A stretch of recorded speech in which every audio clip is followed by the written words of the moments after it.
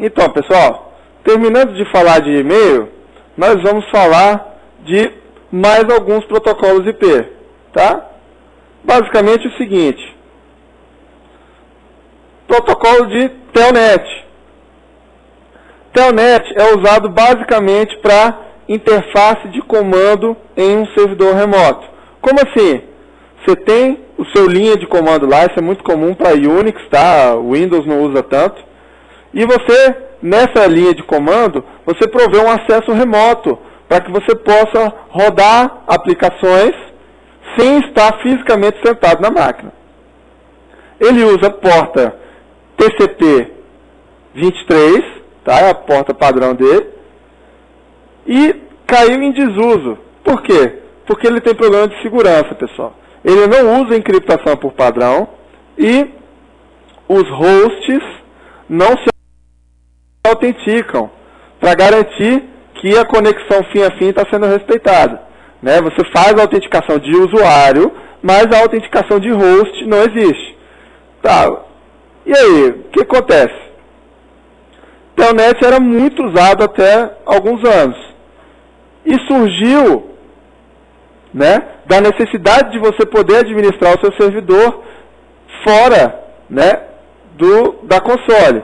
Imagine um grande CPD onde você tem centenas de máquinas e o administrador de rede tivesse que ir manualmente em cada máquina. É inviável, né? Então, foi criado um outro protocolo para substituir o Telnet, que é o SSH, que a gente vai falar dele agora, e o Telnet fica restrito basicamente para diagnóstico de outros protocolos. Então, o que acontece? Você se lembra aí que o SMTP usa a porta TCP/25?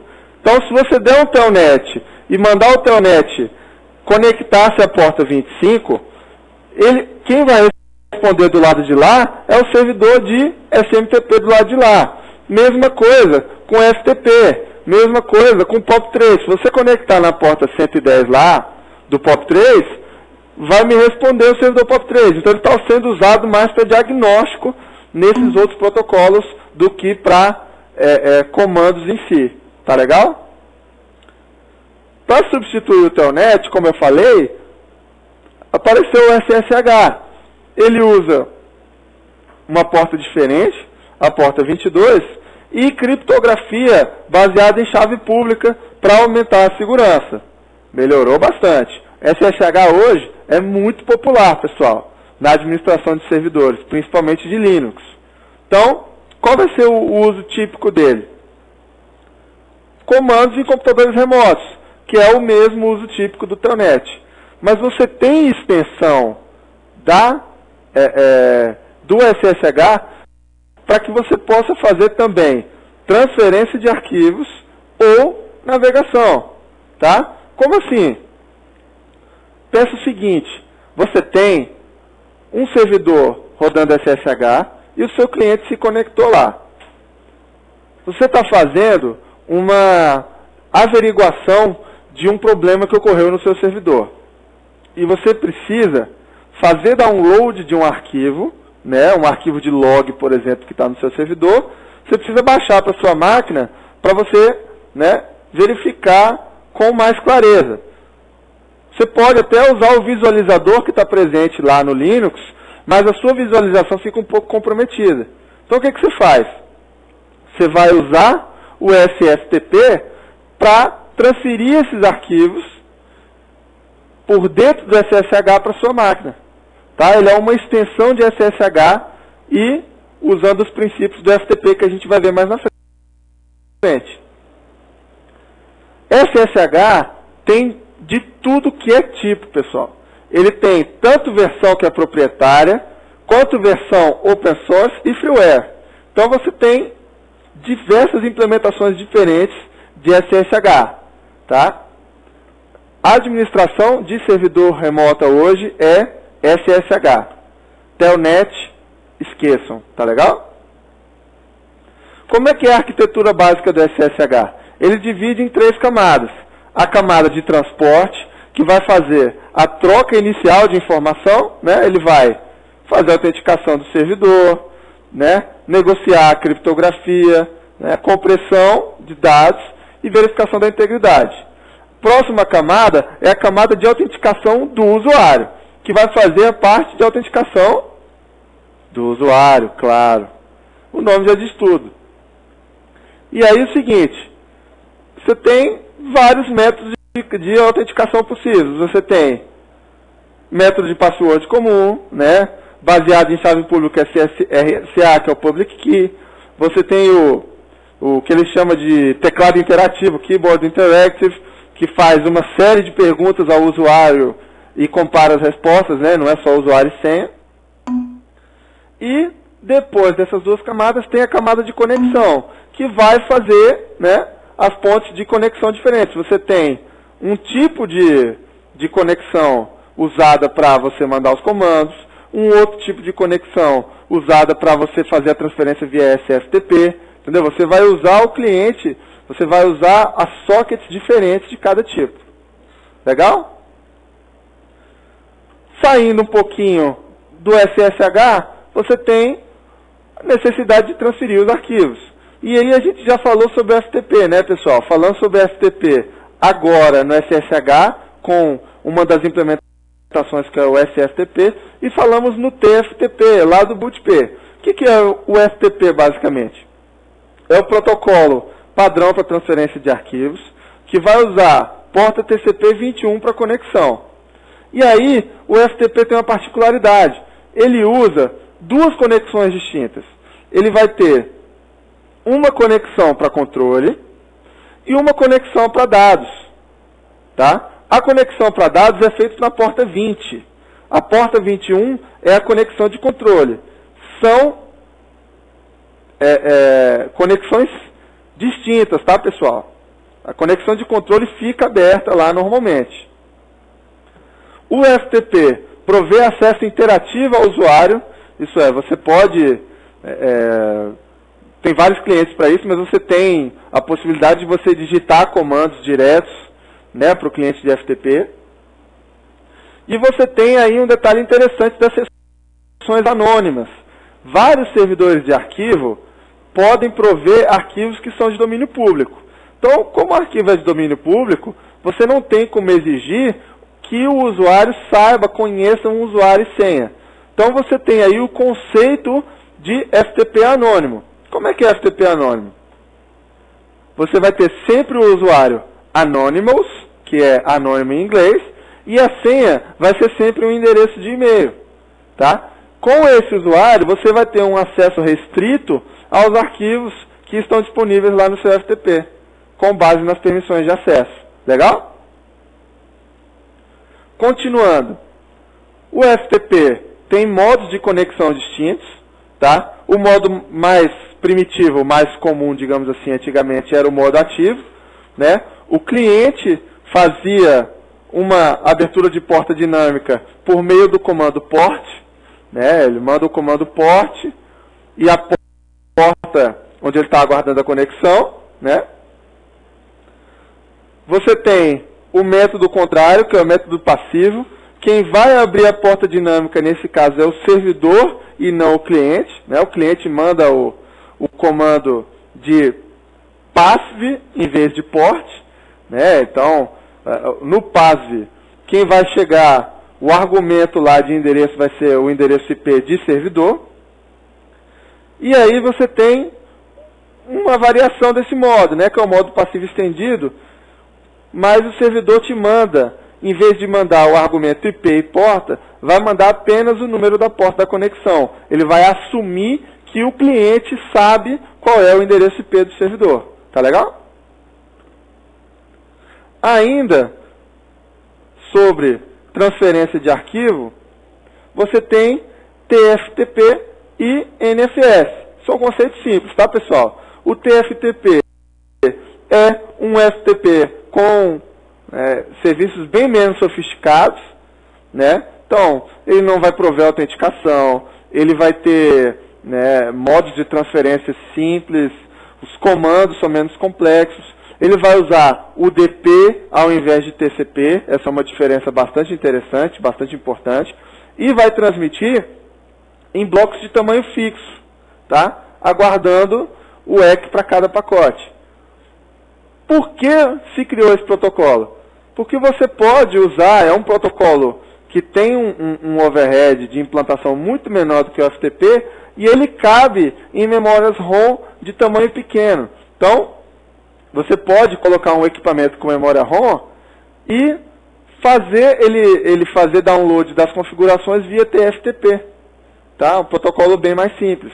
Isso acontece, por exemplo, com o modem de internet via cabo.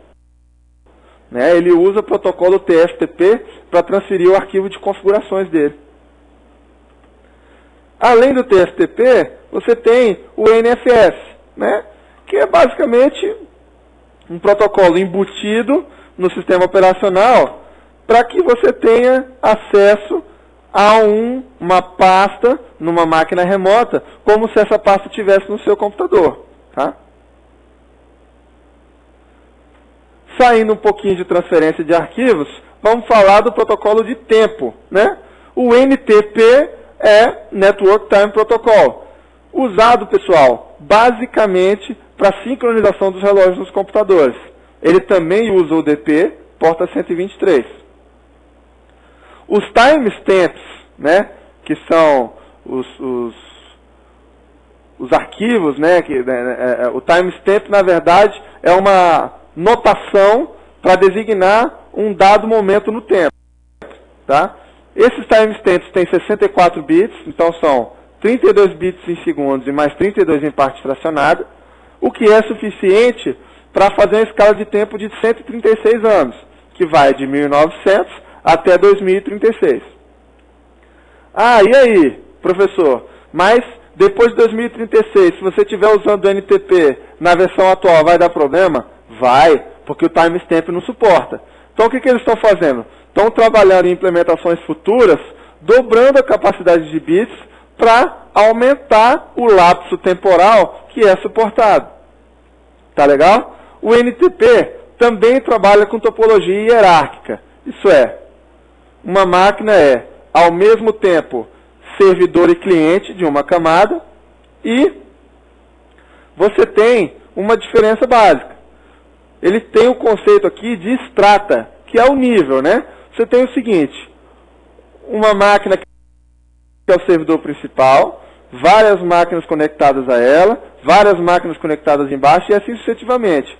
Cada nível desse é um nível de máquina diferente. Então, quanto mais longe você estiver do primeiro servidor, que é o servidor principal do tempo, menor é a precisão do seu tempo. Por quê? Porque o pacote teve que trafegar por mais circuitos de comunicação até chegar na sua máquina.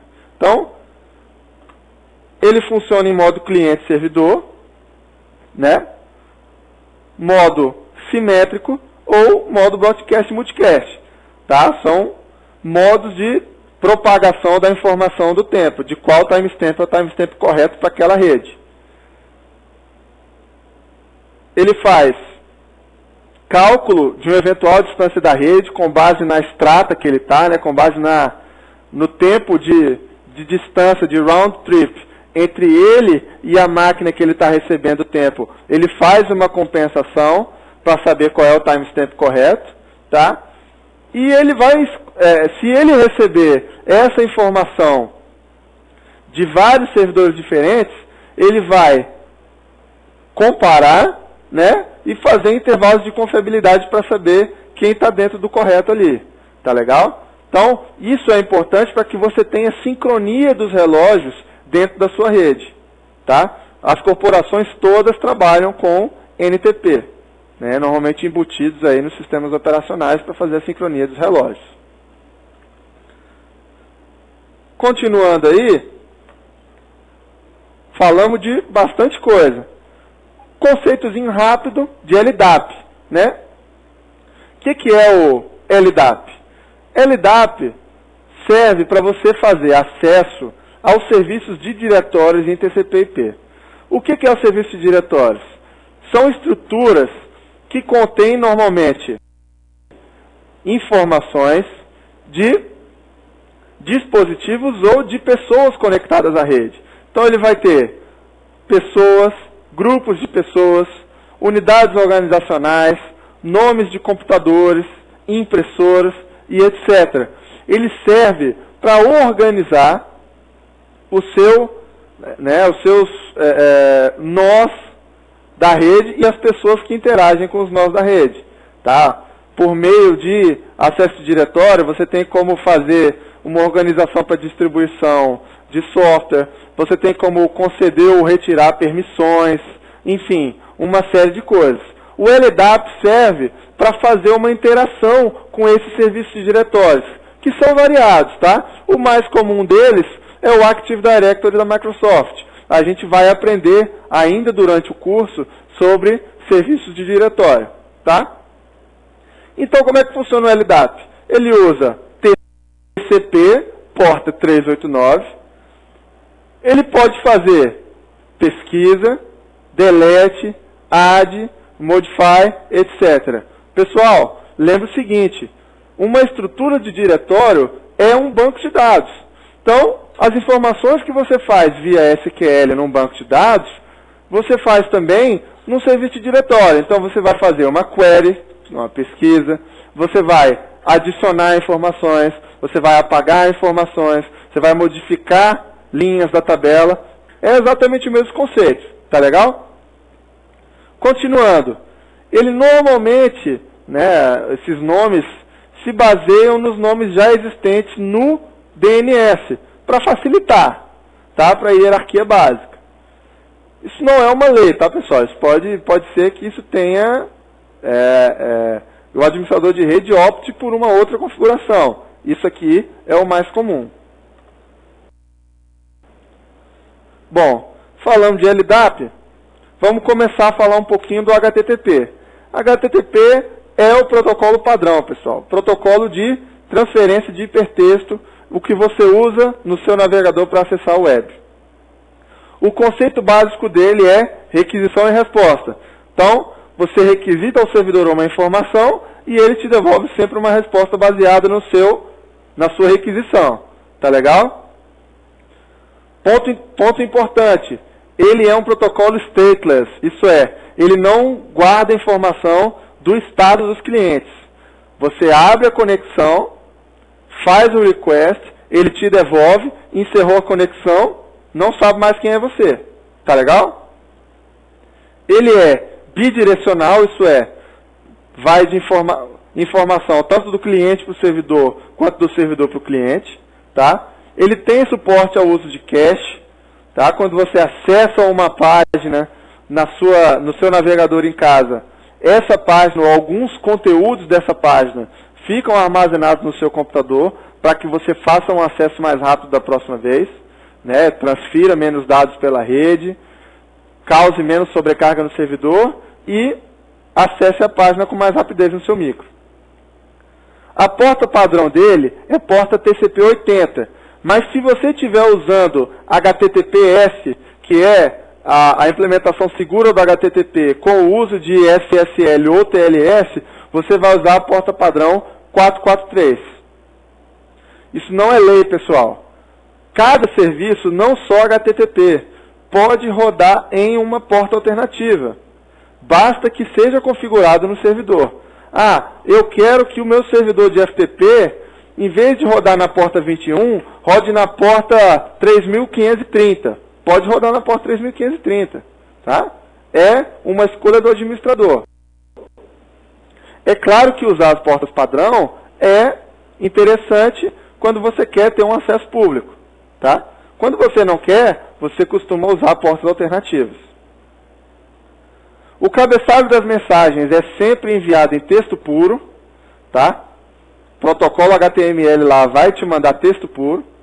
E os principais comandos do HTTP, tem muitos comandos, tá, pessoal? Mas os dois principais, o GET, que é quando você solicita do servidor um recurso, você solicita uma página, por exemplo, você faz um GET de um endereço, ou você faz um POST, que é o contrário, você envia dados, normalmente dados de formulário, para o servidor. Quando você preenche, por exemplo, o teu cadastro lá numa página web, você terminou, você clica naquele botão enviar, ele vai fazer um comando POST com aquelas informações que você está enviando junto.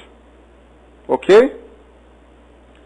Continuando sobre o HTTP. Você tem mensagens de resposta com base na requisição feita.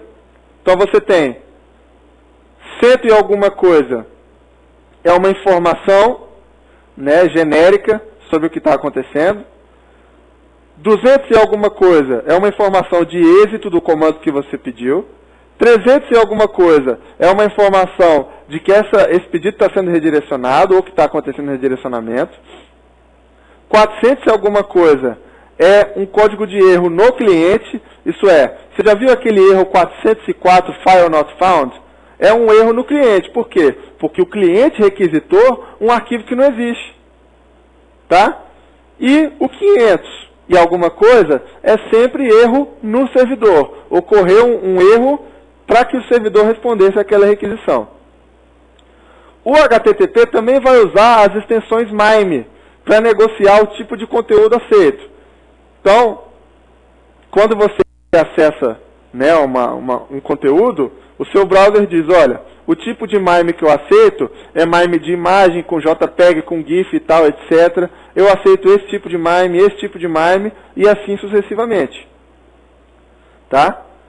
A partir do próximo bloco, a gente começa a falar aí do Chunked Transfer Encoding e de algumas outras extensões disponíveis no HTTP 1.1.